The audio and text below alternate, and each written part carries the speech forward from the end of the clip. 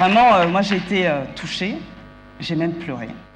Je vous le dis à vous deux, là, super mec du 21e siècle, la virilité dans toute sa splendeur, dans toute sa beauté. J'ai été émue et je suis tellement fière de faire partie de ce panel de speakers, d'hommes, de femmes si talentueux, si intelligents, si innovants, si persévérants.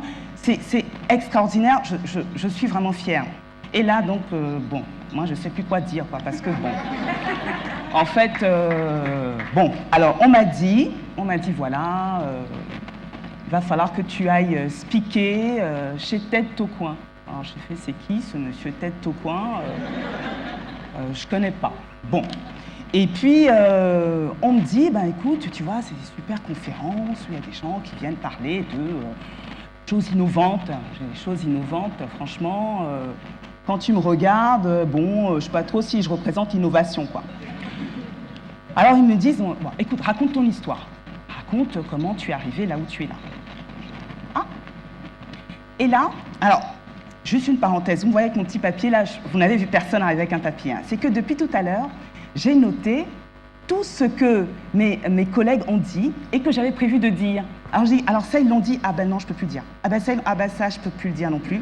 Alors j'avais prévu de raconter une histoire, ah ben ça c'est mort. Je devais venir danser, ah ben la fée je peux plus. Et ben voilà. C'est comme quand vous allez dans un buffet, vous savez, il y a plein à manger et puis à la fin tu te dis, ben en fait ils sont rassasiés, il n'y a plus de place. Donc tiens Julio, je te donne le papier, maintenant ils savent pourquoi j'avais le papier.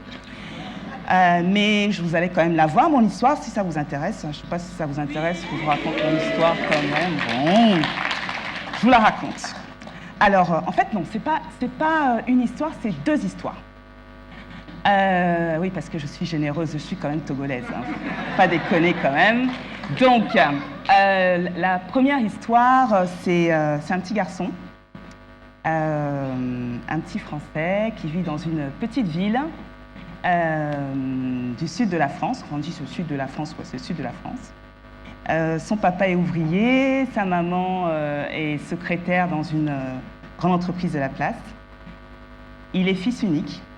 Il vit dans un quartier où toutes les nationalités se côtoient. Plein d'enfants autour de lui. Bon, l'école, c'est pas trop son truc. Mais il aime jouer de la guitare, il joue au rugby. Il a plutôt une belle vie. Et puis, il décide de devenir artiste. Il suit son rêve. Première histoire. Deuxième histoire, alors c'est une petite fille.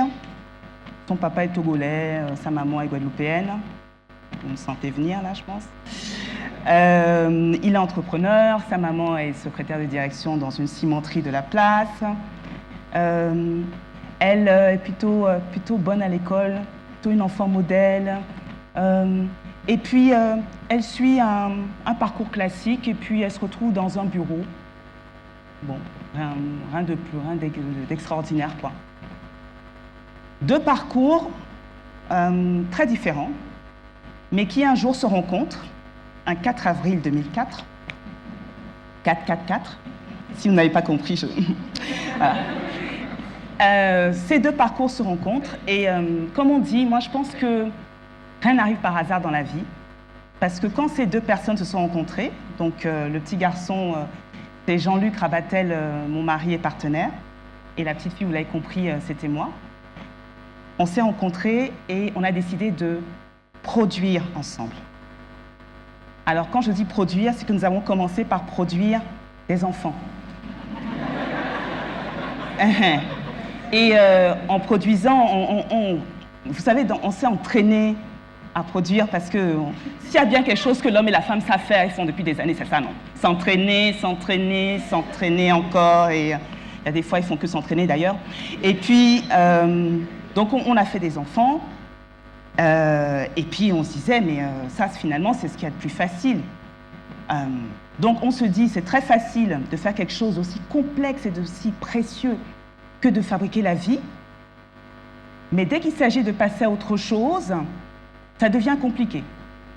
Alors, dès qu'il s'agit de diriger une entreprise, diriger un pays, par exemple, ça devient compliqué de le faire ensemble.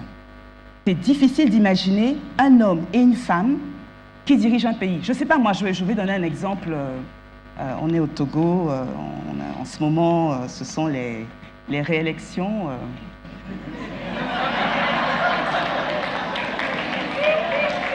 Je prends l'avion demain. Hein.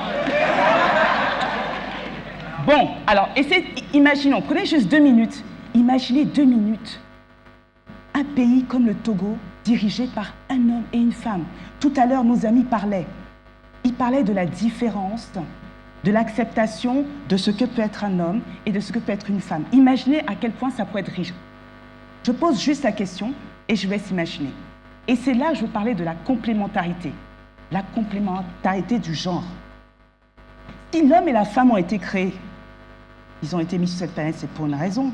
Enfin, moi je pense, hein, sinon à quoi bon? Alors c'est ce que nous avons fait, Jean-Luc et moi. Bon, je vous l'ai dit, on a d'abord créé des enfants. Hein. Je pensais que c'était le plus facile, mais finalement, peut-être que c'est plus difficile, élever des enfants. Enfin, non, pour ceux qui en ont, vous comprenez ce que je veux dire. Et puis, nous avons décidé de créer un autre enfant.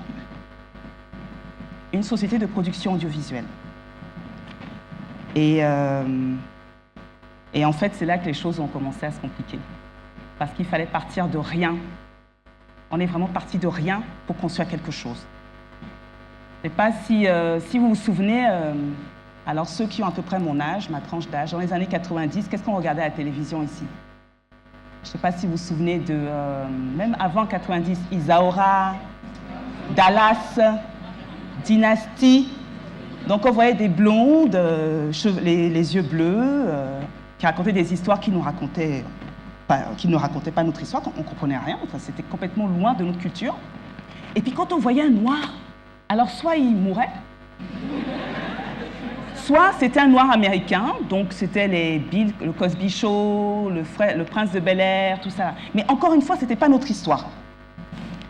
Alors Jean-Luc et moi, on se dit, ah non, là, on a identifié un problème, c'est qu'il manque des programmes qui nous ressemblent, des programmes qui nous valorisent, des programmes dont on est fier. On a identifié le problème. La solution, c'est les fabriquer. Alors, fabriquer des programmes identifiants dans un environnement où l'industrie audiovisuelle est quasi embryonnaire, où il n'y a pratiquement rien. Donc, je reviens, on était en 2008. En 2008, il n'y avait quasiment rien au Togo. C'est comme si, je vous disais aujourd'hui, je construis une voiture, mais je n'ai pas de pièces, je n'ai pas de moteur, je n'ai pas d'usine, je n'ai pas d'ingénieur, je n'ai pas d'autoroute. En fait, il faut construire tout le système. C'est ça que nous avons fait. Et comment est-ce que nous avons réussi à fabriquer des séries à succès, à lancer cette industrie audiovisuelle et que ça fonctionne? C'est parce qu'on s'est basé sur notre complémentarité. On s'est appuyé sur nos différences. Qu'est-ce que j'appelle différence? C'est un homme, je suis une femme. Il est français, je suis togolaise. Il était artiste, j'étais entrepreneur. Fils unique, je suis la grande sœur de deux petits frères. Et à chaque fois, ces différences, on les a transformées en force. Et pour moi, c'est ça, pour mon point de vue, hein, c'est ça la clé du succès. Et c'est avec ça que nous devrions tous avancer dans nos projets d'entreprise, dans nos projets familiaux, dans nos foyers. Nous avons appelé notre bébé Yobo Studio. Est-ce que vous savez pourquoi notre société s'appelle Yobo Studio? Alors, pourquoi? Vous savez, pour ceux qui ne sont pas togolais, en Mina, le Yovo, c'est le blanc. Donc on a pris le Yo de Yovo pour le blanc, le Bo de Ameibo pour le noir, donc blanc pour Jean-Luc, noir pour moi. Et puis ça faisait un petit clin d'œil du noir et blanc pour le cinéma. Voilà, on a donné un nom à notre bébé et on s'est dit « Ah, c'est super, maintenant qu'on a fait le plus difficile, on va le faire grandir. » Eh bien non, ce n'était pas le plus difficile, parce qu'une fois qu'on a donné le nom, il faut se mettre d'accord. Par exemple, pour notre série Hospitalité, pour ceux qui ne la connaissent pas, Donc Hospitalité, c'était une série sur un duo de médecins. L'un pratiquait la médecine traditionnelle et puis l'autre la médecine conventionnelle. Alors que moi, je disais, moi, je suis pour la femme, je voudrais que la femme ait un rôle scientifique. Il y en a marre de voir des femmes à chaque fois qui se font tromper. Non, je veux qu'elle ait un rôle scientifique et je veux que pour une fois, on voit l'homme plus en douceur, plus en rondeur. Alors Jean-Luc, il va me dire, ouais, mais pourquoi? Alors ça, c'est toujours le truc avec Jean-Luc. Hein. Ouais, mais pourquoi?